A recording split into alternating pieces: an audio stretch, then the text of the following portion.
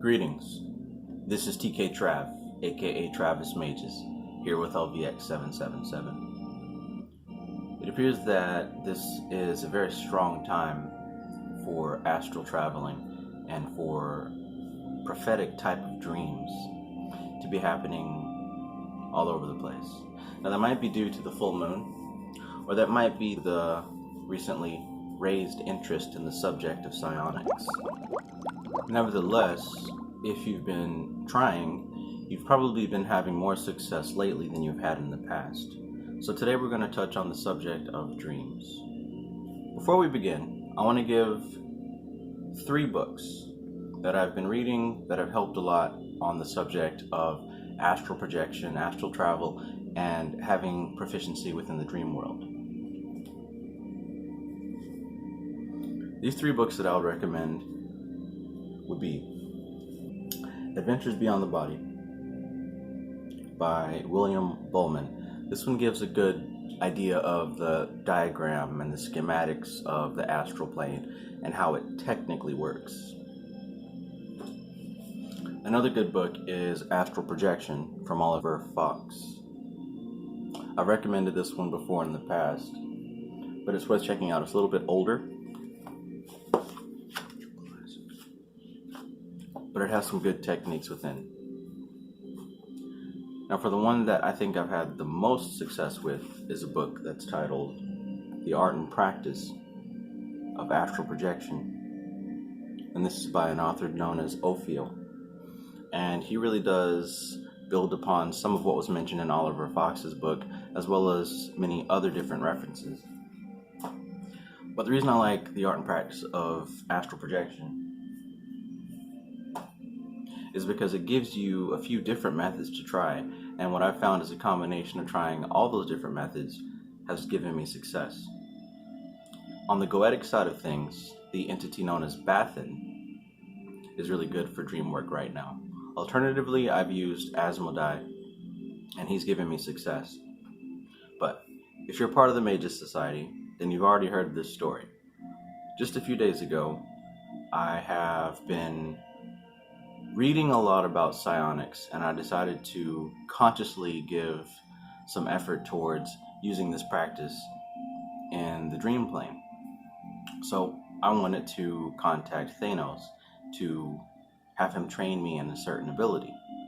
So to really get into the zone of that, before I went to bed, me and my brother played a few rounds of Marvel vs. Capcom.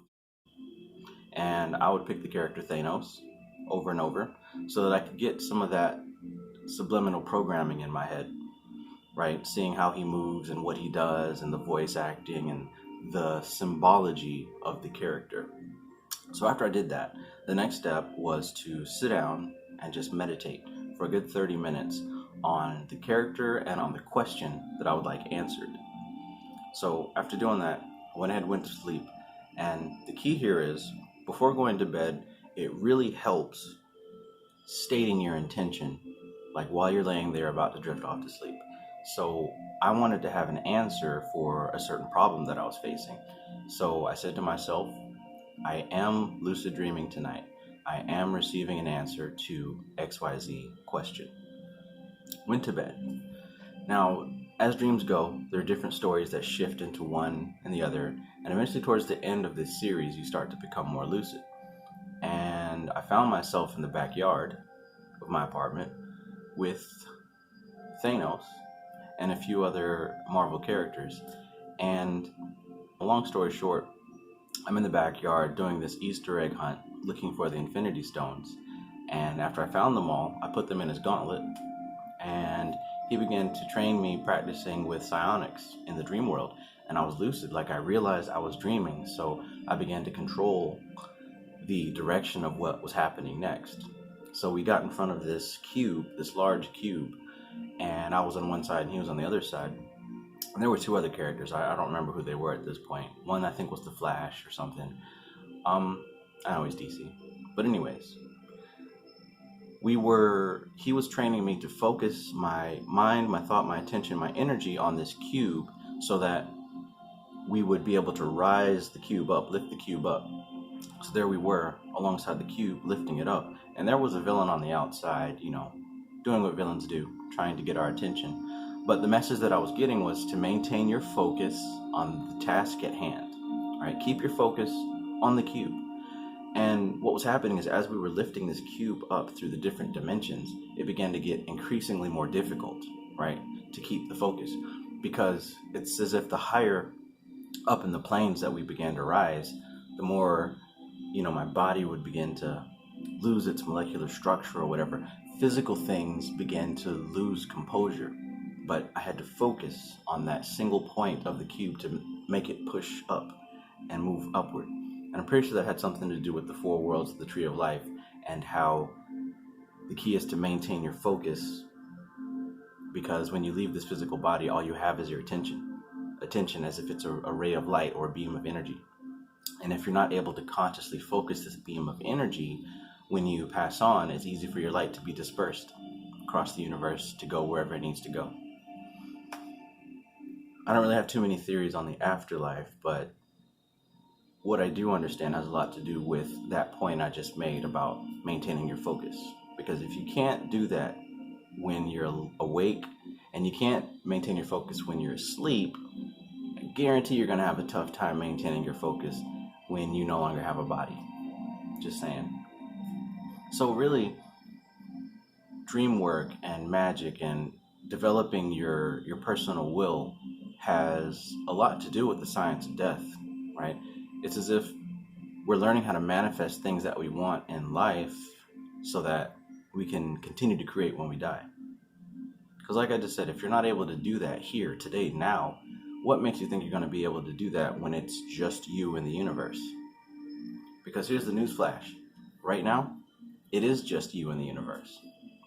It's not you and your friends and the games that you're going to play and the Facebook comments and the YouTube comments. It's not that.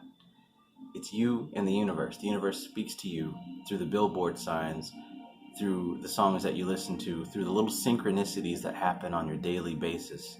This is a communication between you and a higher intelligence, which is essentially you and your higher self. And if you're not cognizant enough to realize what's going on,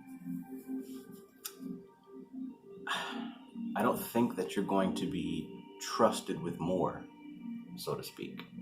But to the person who is taking this work seriously and really grabbing the steering wheel, this type of person learns through his own process and his own pace how to really build up the astral body, right? Because look, there's life and there's death, and in between is the dream. And it's a transition, right? It's not like you're just suddenly going to be confident enough to continue manifesting in the afterlife. I'm pretty sure that work in the dream realm has a lot to do with what happens next. So what I would suggest is, you don't have to make it your main focus. It's certainly not my main focus. This is kind of like a peripheral focus, and I'm just now having some really significant breakthrough. But dream work should definitely not be overlooked. It starts with starting to remember your dreams. That's the first step, right? The next step is learning how to decode your dreams, right? Then after that, you want to be having practiced your affirmations over and over and over again to the point that it becomes embedded in your subconscious mind, so that when you do begin to get lucid in your dreams, you can remember some of these things that you're repetitively telling yourself. Maintain your frame, be ever vigilant, exert your influence, always be leading, right?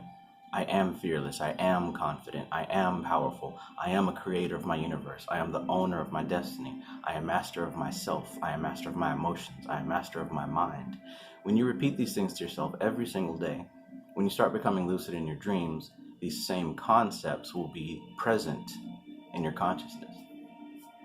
But definitely, I know most of you are going to skip this step, but it's very key and very important. Get a notebook. Get a basic notebook. Just like this. Basic notebook. Get you a pen and keep it by your bed.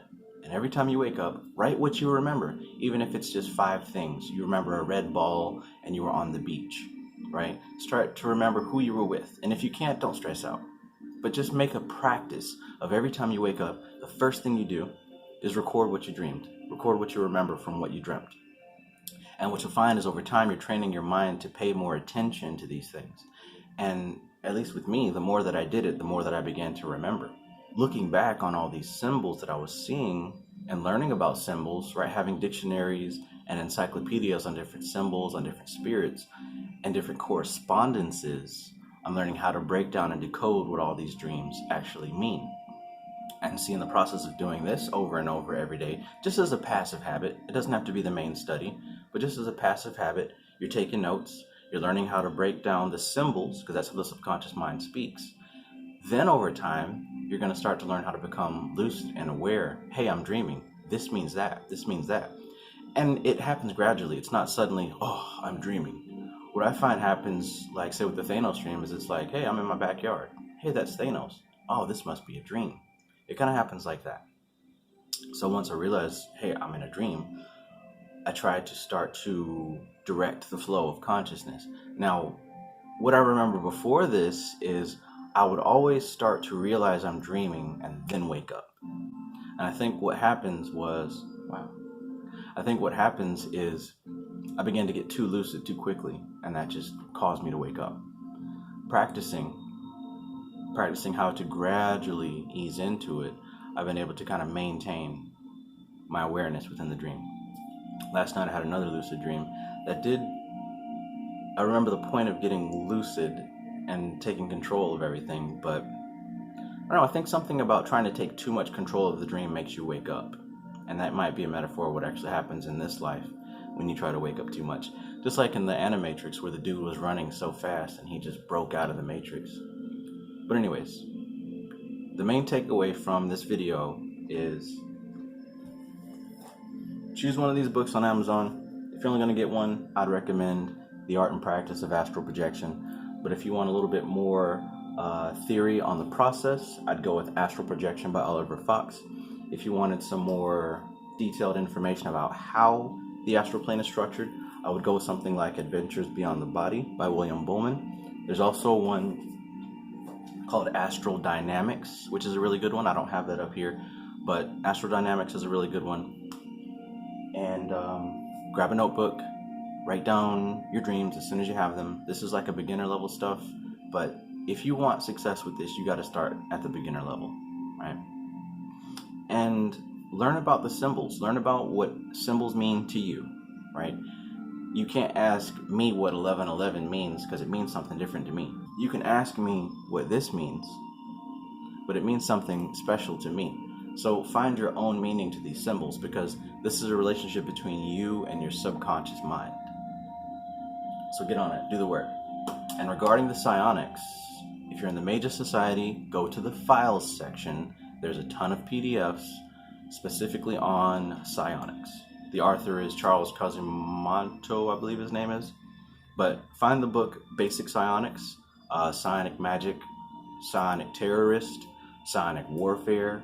Any of these books about psionics by CHARLES COSIMANO.